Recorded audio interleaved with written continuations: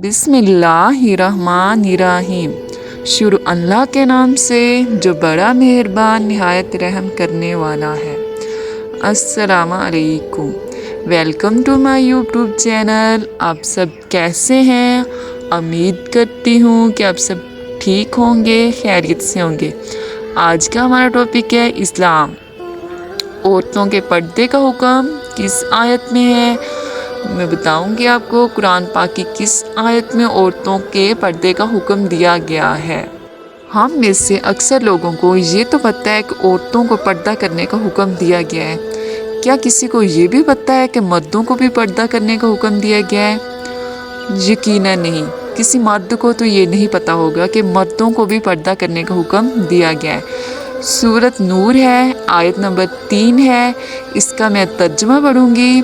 मोमिन मर्दों से कह दो कि अपनी नज़रें नीची रखा करें और अपनी शर्मगाहों की हिफाजत किया करें।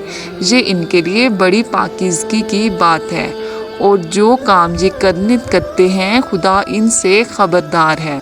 सूरत नूर है, आयत नंबर 13 है। इसका मैं तर्जुमा पढ़ूंगी। और मोमिन औरतों से भी कह दो कि वो भी अपनी निगाहें नीची रखा करें और अपनी शर्मगाहों की हिफाजत किया करें और अपनी राय यानी जेवर के मकामात को ज़ाहिर ना होने दिया करें। तो हम में से अक्सर लोग और मर्द हजरात औरतों के पर्दा तो याद रखते हैं लेकिन मर्दों का पर्दा भूल जाते हैं, जबकि कुरान पाक में सबसे पहले मर्दों को पर्दा करने का हुक्म दिया गया है और उसके बाद औरतों को पर्दा करने का हुक्म दिया गया है।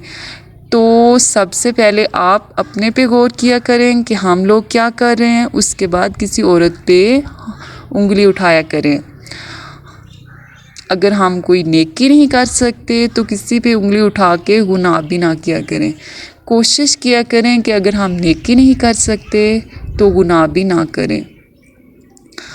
अल्लाह उनकी मदद करता है जो दूसरों की मदद करते हैं। प्लीज़ मुझे सपोर्ट करें, मेरे चैनल को सब्सक्राइब करें, लाइक करें, फॉलो करें, शेयर करें।